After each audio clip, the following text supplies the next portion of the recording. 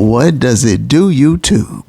Welcome back to another episode of Scotty Says. I am your host, and the NFL is back. And as you know, week 1 is in the books. Last year, I chronicled the Rams, made a bold prediction in the beginning of a Super Bowl championship, and that prediction came to pass. And along the way, I covered them and gave you the analysis, game analysis from the guy on the couch with a little twist. I always give you a little twist, And this year, I decided I wanted a closer look. I wanted to get a little deeper into the action, feel the vibe, you know what I mean? So, game 1, the world champs at home against who everybody has crowned the next NFL champion. You want to crown them? Go ahead and crown them. Big up, Benny.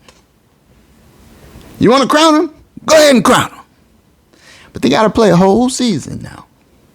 So, in a season, over those weeks that turn to months, there's these ebbs and flows and intrigue. I see intrigue. I see it in baseball. I see it in basketball. I see it in the NFL. So, on this channel, I like to give you that analysis, game analysis with a twist. And this time, this game anyway, I had to go see it live. So I went to check it out live. So let's get to the action. Game 1, Buffalo came to town. And so first of all, I have to say that the Buffalo fans represented. They come there, even if it wasn't like some people were saying outlandish disparities. I think it was probably more like, if I would guess, I would say 70-30. Maybe 65-35 Rams fans. But I think more 70-30. But that 30 was raucous. They had their seats together, and they represented. Anyway, Buffalo's a good team. Now, I made my preview predictions. You saw it, hopefully, previous episode. So I predicted Buffalo to go to Super Bowl, as did everybody. Everybody has predicted Buffalo to go to Super Bowl. Everybody. And I think that is going to be of particular motivation to Kansas City. And if you recall, the Kansas City-Buffalo game in the playoffs last year, well, I mean, So, there's ebbs and flows to the season. And so right now, I'm standing, of course, by my initial prediction, Buffalo and the Rams in the big one in 2023. Okay, so they kick off the season, started on a Thursday. All eyes on me. And I'll tell you what, there's something wrong. Think. That's a quote I got from a random guy at the gym one day when there was an odor that he detected in the pool area, and he came into the steam room where I was, and he looked at me and he pointed and he said, "Something wrong. Stink." I'll never forget it. And so sometimes I hear those exact words, the same cadence and everything, and I hear it in my head when something is happening, and I'll hear those words, "Something wrong. Stink." Okay.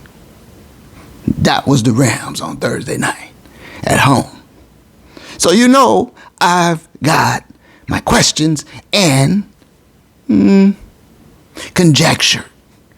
Just conjecture. Let's get to it. That's enough setup. Let's get to it. My initial impression was that the Rams seemed unable to stop the Buffalo offense. The first interception was the guy, their receiver just had it. He just took it from him. Give me that.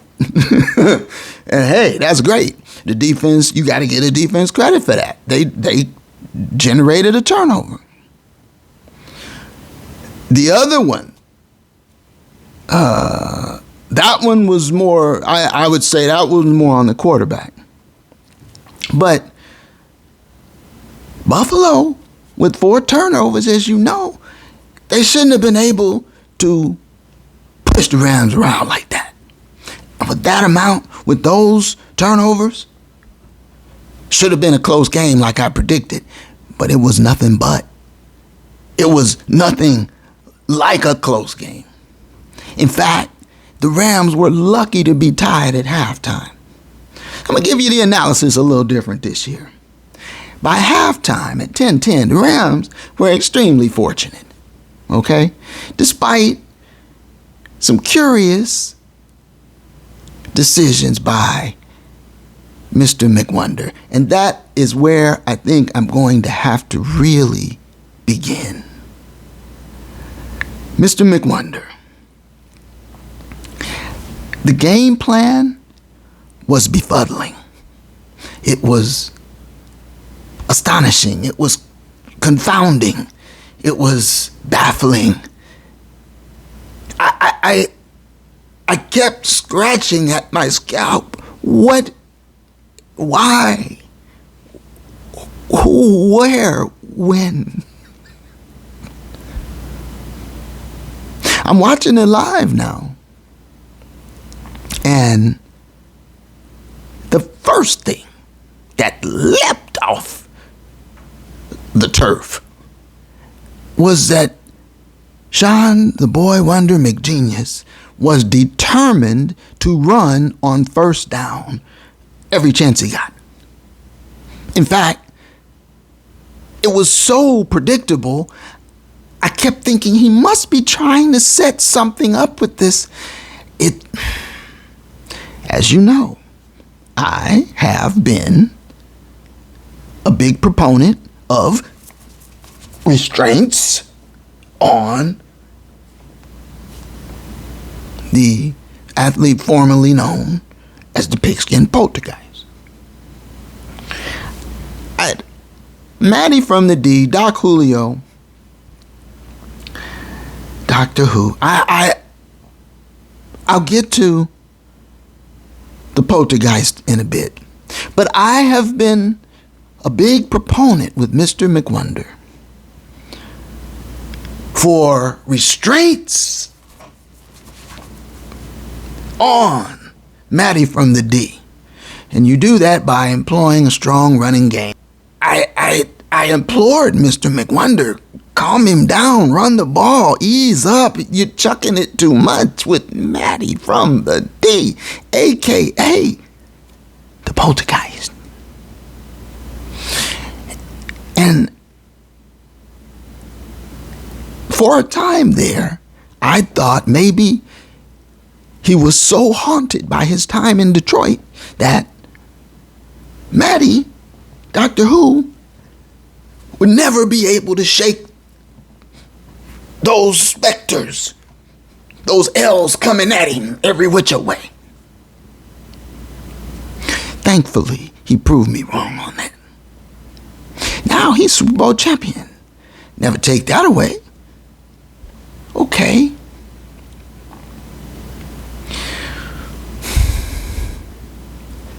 Mr. McWonder, the game plan you rolled out against Buffalo, it was putrid. It was a putrid stew, an atrocious mess. It was something that you would think maybe a high school coach would run out. Not a Super Bowl defending Super Bowl champion head coach. So predictable on first down. Running with Darrell Henderson plowing into the line for 2 yards a carry. Watching, on the other hand, Buffalo, And maybe it just came to me. Maybe Mr. McWonder was so concerned with giving Buffalo the ball back, he thought if I could just control the clock by running against hope. But in a shootout, what was going to be billed as a shootout, you've got to expect that Matty from the D is going to be able to sling it a little bit too. Right? Which I will get back to but it's a recurring point that I have been dwelling on, and I'm going to reiterate it again.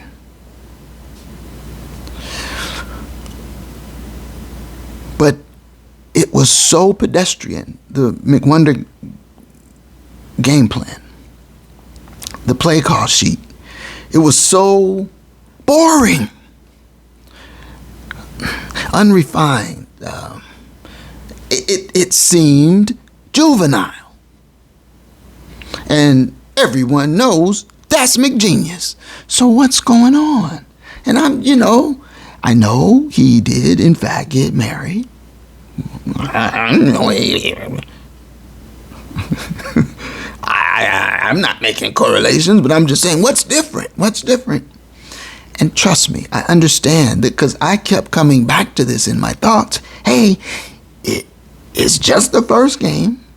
And hey, Buffalo is the best team in the league. Probably. At this moment, anyway. But what was up with the game plan, Mr. McGenius? If that is the result of not playing your starters in the preseason, you have to, moving forward, reconsider that and give them a series or two here and there, the starters, because the team looked unprepared. I'm seeing recurring themes. For example,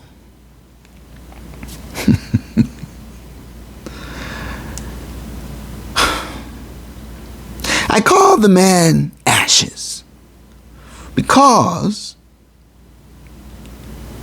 he keeps getting burnt to smoke and ashes. Now, it's a consistent pattern that Ashes, number 5, is going to be lit afire by somebody's wideout every game, maybe multiple times. Diggs was showboating on it, pointing, clowning him. But this wasn't just a development of this summer or this game. This goes back. The old GOAT got him, burnt him alive. Jimmy G got him. Flames and ashes. He got in the Super Bowl repeatedly. Ashes. So when I keep hearing the experts yell out before every game that Ashes is the best corner in the league, etc., maybe he will go to the Hall of Fame. I don't know. But right now, I see Ashes every game with this guy. Every game. You don't think, if I see it, you don't think opposing offenses see it? Diggs saw it. He was like, man, throw me the ball. Throw me the ball. See ya. He caught one stumbling, fumbling, falling down. He was so far past Ashes. Okay. I get ahead of myself. Mr. McGee, why? Darrell Henderson, I was surprised when I saw the starting lineup for the Rams. Darrell Henderson, I'm not saying I was troubled so much by that, but is Cam Akers okay? He suited up. He had 3 carries for nothing, for 0. The Goose. Is he hurt? See, this is going to go to my deeper concern with McG.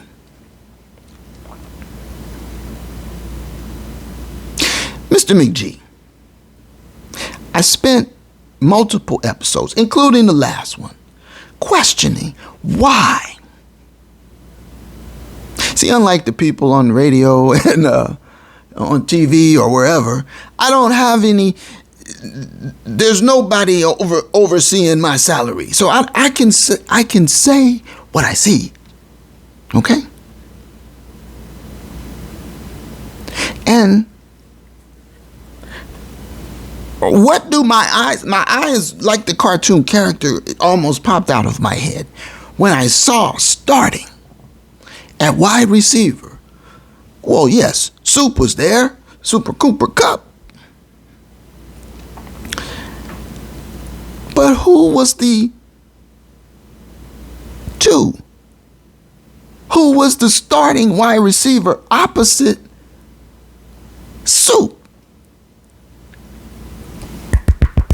It was Hands of Stone.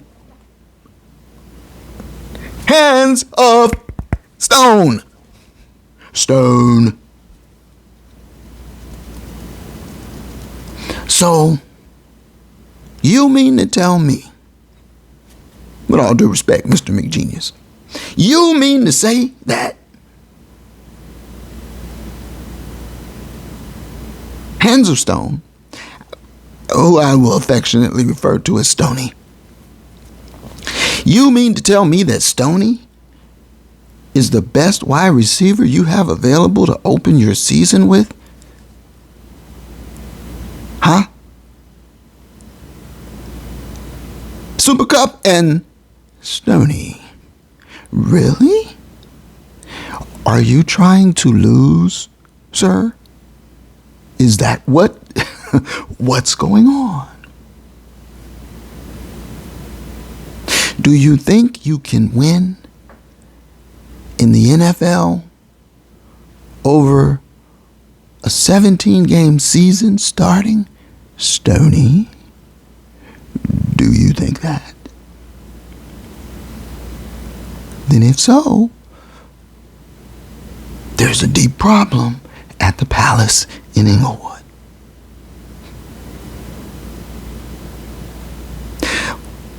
I beseech someone to explain to me why your much heralded pickup, the vaunted Allen Robinson, someone explain to me why he was not in the starting lineup. Will someone explain? Because, see, the media here in LA, someone else leave me a comment and let me know.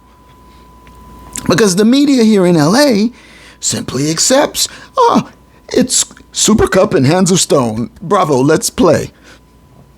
And I'm like, are they still drinking that Don Julio?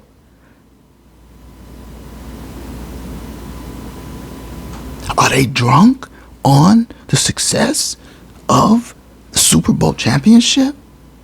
Is it like they have said about Super Bowl losers? Is there a hangover effect?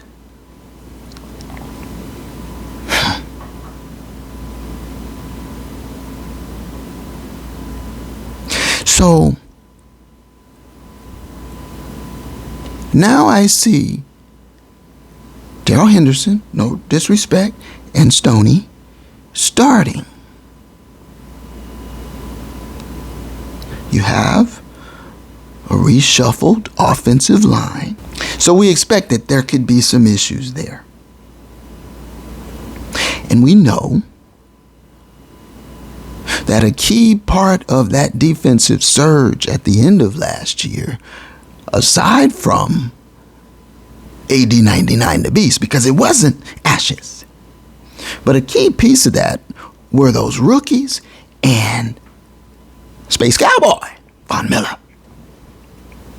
And now Space Cowboy is on the Bills.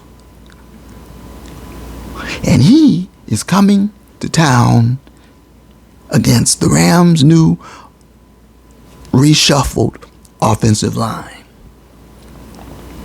And I disaffectionately have started calling the new left tackle No Go Boom, because I saw Von Miller just put a one-time bench press bull rush on him and No Go Boom.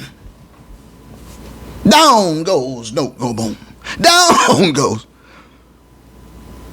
Von Miller eating, doing the hot foot dance and all manner of things. Right? Matty from the D sacked 7 times. 7. So these are all the things that leapt out at me.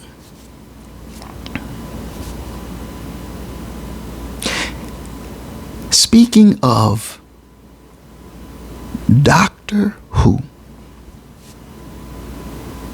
the Don, Matty from the D, Pulte. I have been crying in the wilderness. You need a quality backup quarterback to be serious about this thing. You need it. Not something to consider as a luxury. You need it.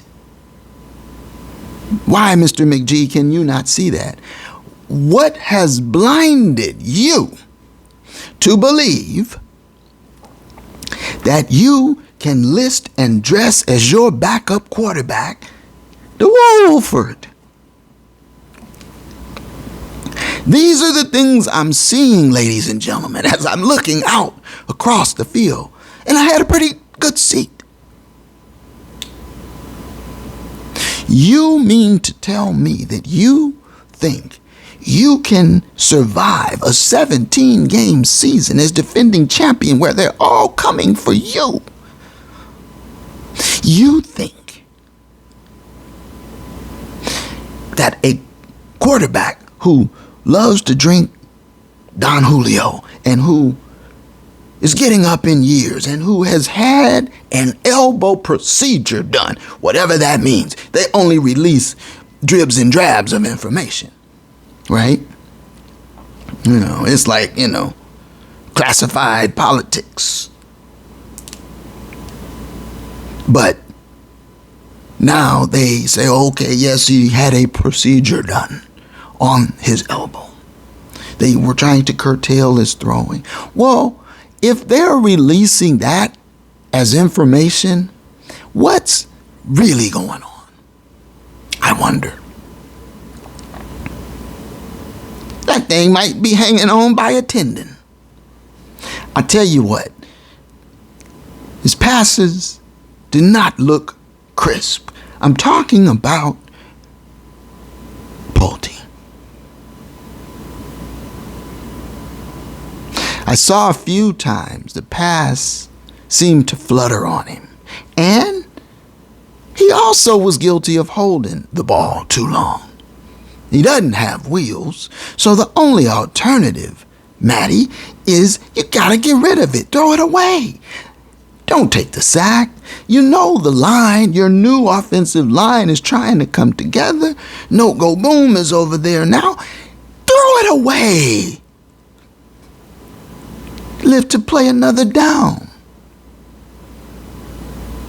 Worst case scenario, you punt, you give it to your vaunted D, and you get the ball back. Speaking of punts, I knew that there was a problem when the first half was coming to a close and the Rams were incapable of forcing the punt team on the field. And as it turned out, the punt team never took the field the whole game. That has got to be a very pleasant job to have, to be the starting punter for the Buffalo Bills.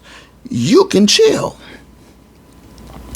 The Rams never forced a single punt. You're going to lose. They were 9 of 10 on third down. Was Buffalo.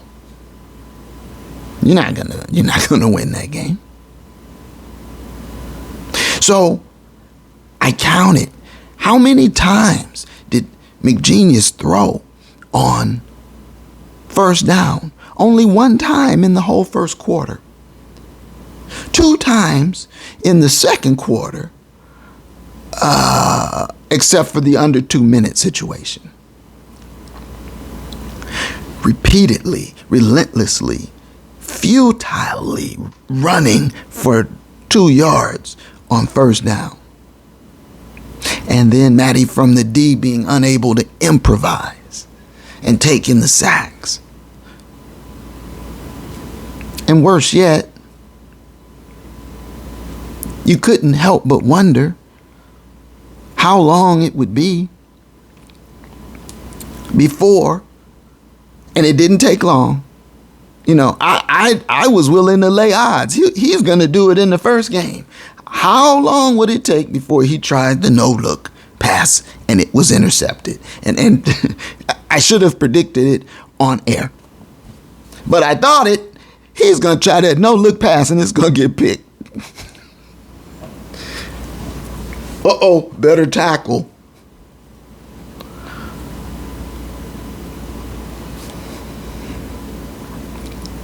You have this confluence of events, right?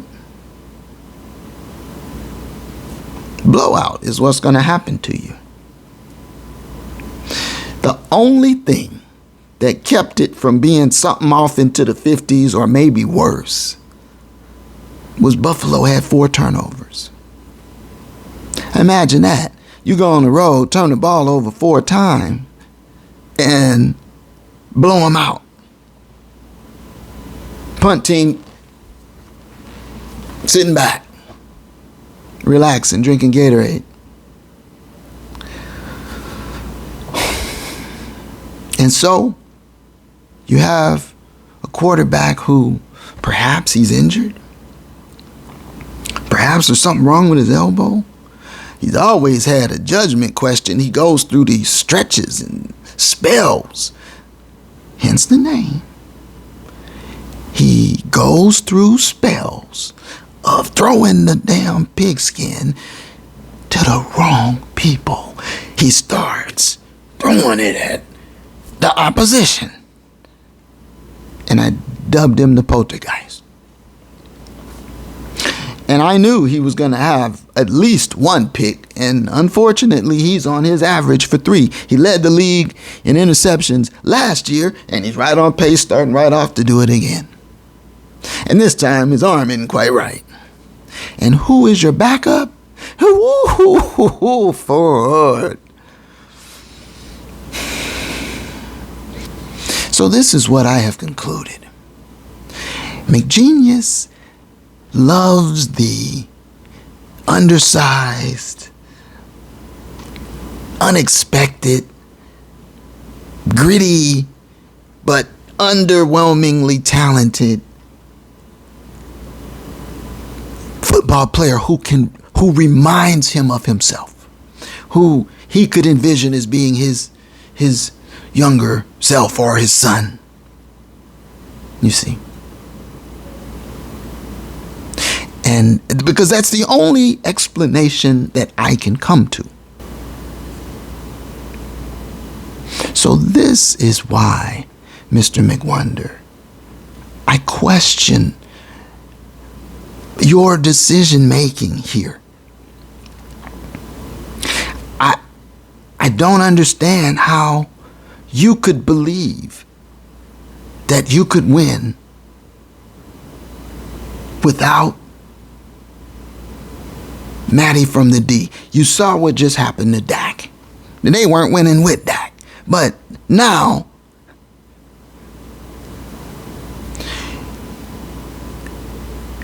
I am convinced that if Doctor Who has any type of absence of 2 games, 3 games, whatever the case may be, they're sunk.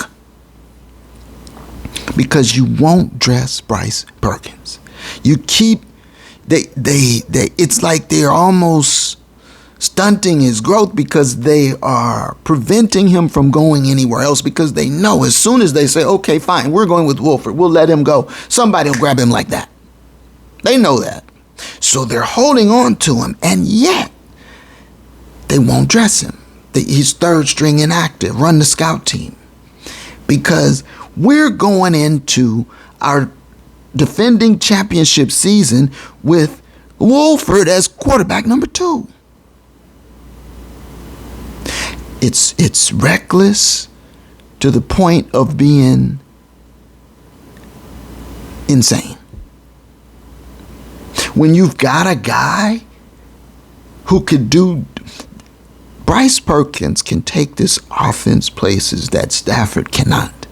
Now, I'm not saying they're equivalent or that at this moment in time, Bryce Perkins would be an upgrade over Stafford. But what I am saying is that when the time comes to find out who's going to be next after him, after Stafford, the first guy up should be Perkins, not Wolford. Now, you've taken, McGenius, you've taken this affection for Hands of Stone, Skowronek. I used to call him Consonants because he needed to buy a vowel. But that soon became Hands of Stone because he couldn't catch a damn thing. Dropping like he had stony hands. And so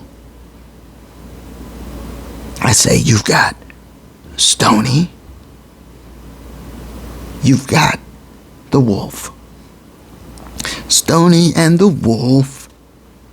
What are you doing, McGenius?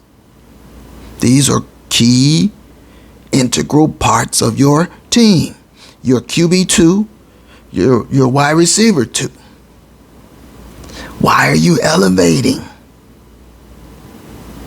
people who are not as talented? Obviously, you mean to say Allen Robinson couldn't pick up the playbook, run down there and catch it? How many? Isn't he eating 30 million? 30 million? And I mean, if he's hurt, tell us, say he's hurt. He can't play. Your hand is forced. That's one thing, but that's not what's being said.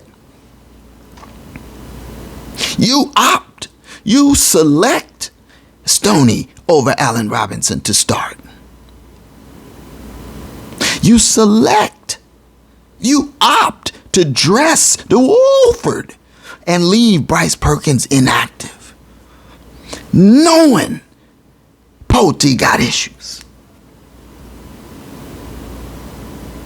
It's reckless.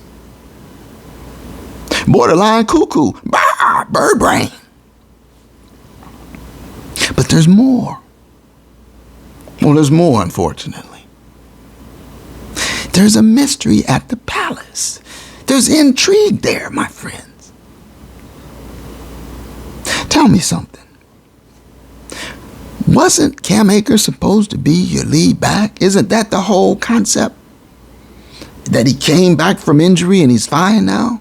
He's got the grill glittering. Okay. Why did he have 3 carries for 0 yards in your home opener? Is he injured? Tell us. Just tell us.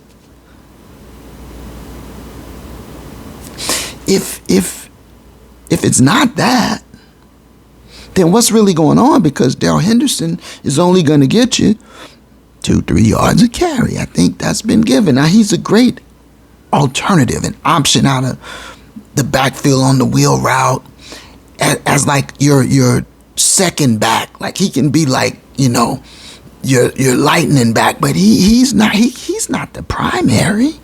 Wasn't that supposed to be Cam Akers? What's going on? Now, unfortunately, the rookie from St. Louis, Kyron Williams, I believe his name is, the young brother out of Notre Dame, he keeps getting hurt. He's got to have something done, and so he's out for a few weeks. So hopefully he can get healthy and stay healthy for a while and do some things. But for right now, what is McGenius doing with the running backs? Well, I've heard, word is, he is elevating Jake Funk. He's elevating Jake Funk. Another guy in his image. Sort of reminds him of him, I bet. And Jake Funk is now the 2 running back. I understand. Look at what's happening here. My folks, look. Stoney shouldn't see a snap-off special teams. Real talk. Neither should J Funk. So now you've got this triumvirate, this hydra monster of Stony Wolf Funk. That's what has set over the palace. A Stony Wolf Funk settled over the palace. And the losing followed closely behind. Why Stony Wolf Funk, Mr. McGenius? Why did you chase Bobby Trees out of town, Mr. McGenius? If Allen Robinson can't even start over Stoney,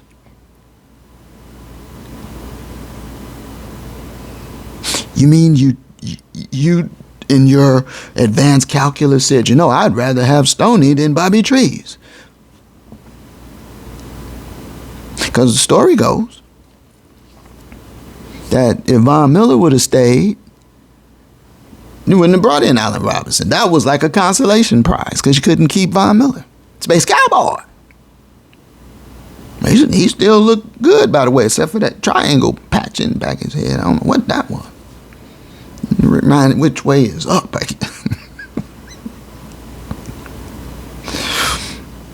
So, your 2 wide receiver is Hands of Stone. Your 2 running back is J Funk. Your 2 quarterback is Wolford. What in the hell is going on here? Are you losing it coming unglued, sir? With all due respect. Am I the only one who sees it? Meanwhile, Bryce Perkins, he wallows with the practice squad. He should be running through the NFL, making things happen, lightning in a bottle. He's languishing on the practice team.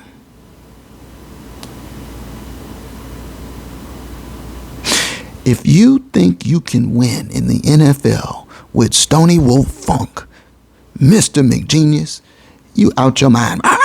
Bird brain has set in again. And I give him credit when it's due. I will. I've often said in McVay I trust, but this is preposterous.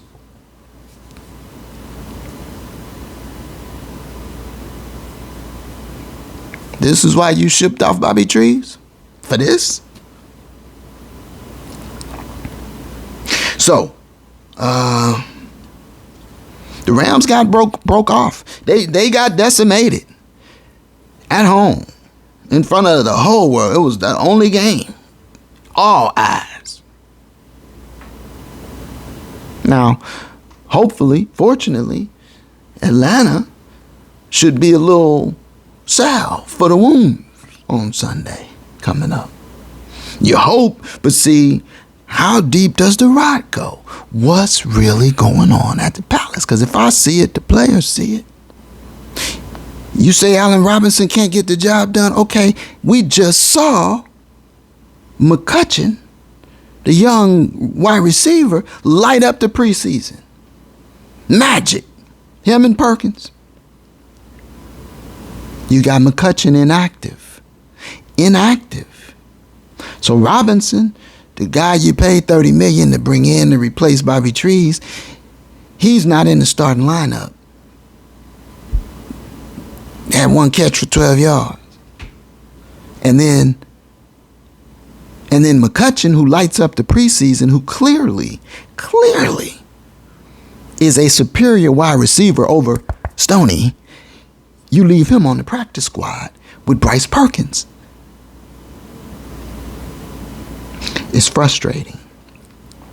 So you know poltergeist strikes were going to come. That's baked into the cake.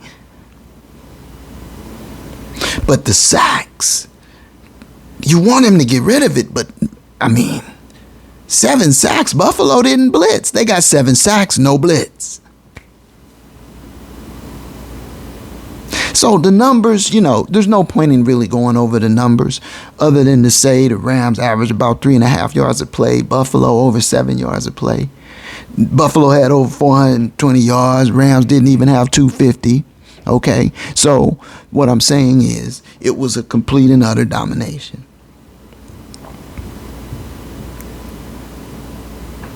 And so it makes me wonder, are the leaders, is the leadership fat and happy? Distracted? They all got paid. Everybody got paid. They breaking off left and right.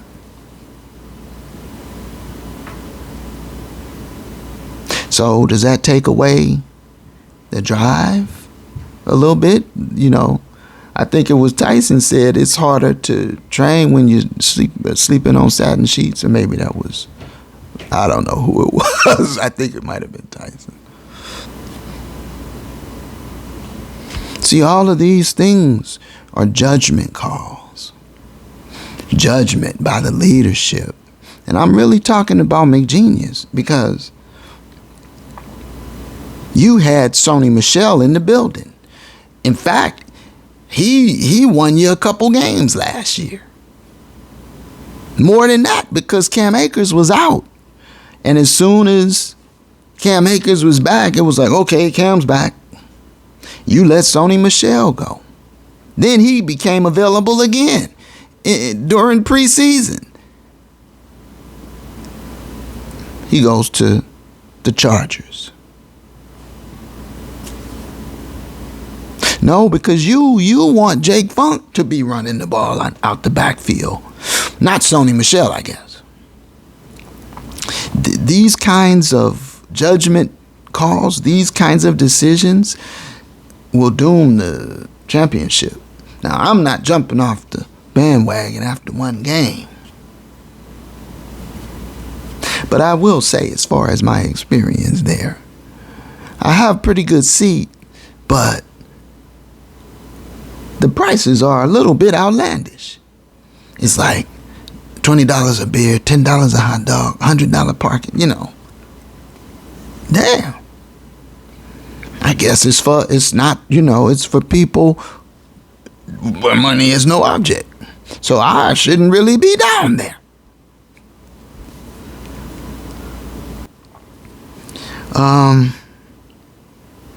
I noticed that the old GOAT looked a little old. He looked a little, maybe old isn't the right word. He looked a little sullen, a little downcast. And they won the game. I was like, old GOAT, just like he looked sad when they asked him why he missed those 11 days of training camp. He said, I'm 45 and there's a lot of shit going on. And he had that sad, hey. And now McGenius is married. So, okay, he married the Ukrainian bride, okay? So, I'm not speculating about any sort of connection. All I'm saying, though, is that there is a shift in focus, I imagine, once you actually are married and living.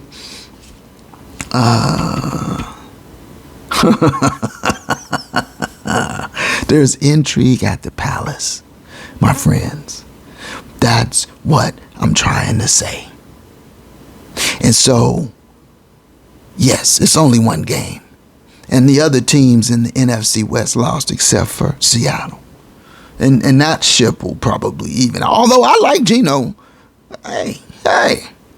Okay. He damn near beat the Rams last season when AD 99 broke Russ's finger. Russ didn't look quite right still in Denver. It's going to be an interesting season. See the ebbs and flows, the storylines. As I've said, hopefully with Atlanta coming to town, the team can fatten up on them. But a second loss to a team like Atlanta, and then there really would be some vultures starting to circle. Okay? So the Rams need to win this game. It's must-win time already. Second game of the season. Let's go to the injury update. Injury update. Center Brian Allen out. Some type of procedure. 2 to 4 weeks with an injury. So the shuffled offensive line has to shuffle some more. Left tackle. Note go boom. They're calling it a knee strain. Supposedly, he won't have to miss any time. However, last year, in limited playing time, he seemed to be injured quite often. So I wonder if this dude is injury prone. At left tackle, you want your best guy there, right? No go boom has some type of injury, but is expected to play. We don't know what's going on with Cam Akers. Regas, I thought played well. He had a fumble, but he played well. He showed the ability to shed tackles, burst, get into the second layer of the defense. Something that I have not seen from Jake Funk. Okay? And yet he's on the practice squad, like McCutcheon, like Bryce Perkins. These are the kinds of talents that can help you win. It's not the time for, he reminds me of someone. How long before no go boom goes down again, has to miss time, a couple games, 3. The over-under, by the 4th game, he'll have to miss some time. That just seems to kind of be where that goes. But what really troubles me more, and the line is troublesome, the whole line. But what troubles me more is what's going on with McGenius. The play calling was uninspired. It lacked creativity. It was predictable. It was boring. That's just not the McWonder that we all came to know and love. It was like Jeff the Drinker Fisher had taken over and mind melded his head and his game plan into McGenius. And you got a Jeff Fisher stinker out of McWonder.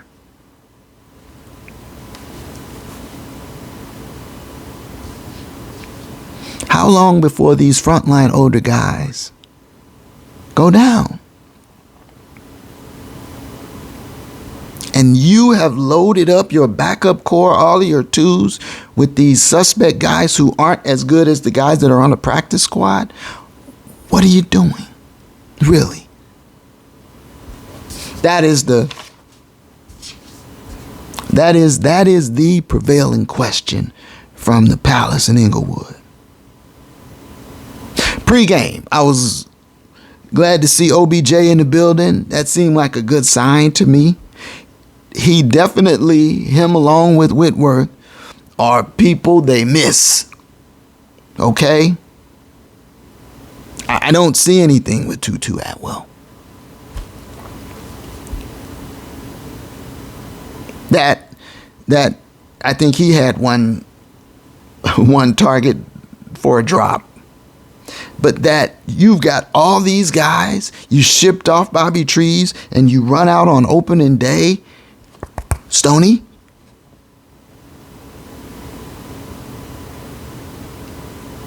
You're not going to win in today's NFL like that.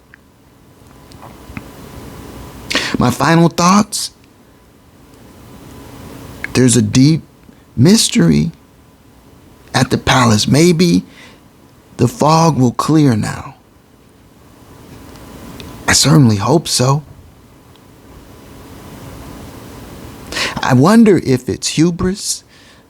Is it arrogance? Is it being fat and happy and satisfied and rich and adored?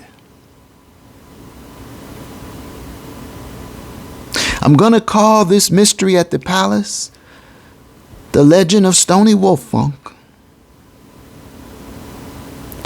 And I hope that whatever it is, they snap out of it over there. But you know we'll be here to cover it.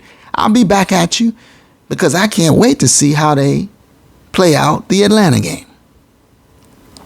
So, in the meantime, throw me one of these, okay? Let me know what you're thinking. And subscribe if you haven't already. And then until the next time, which will be not too long from this time, one love.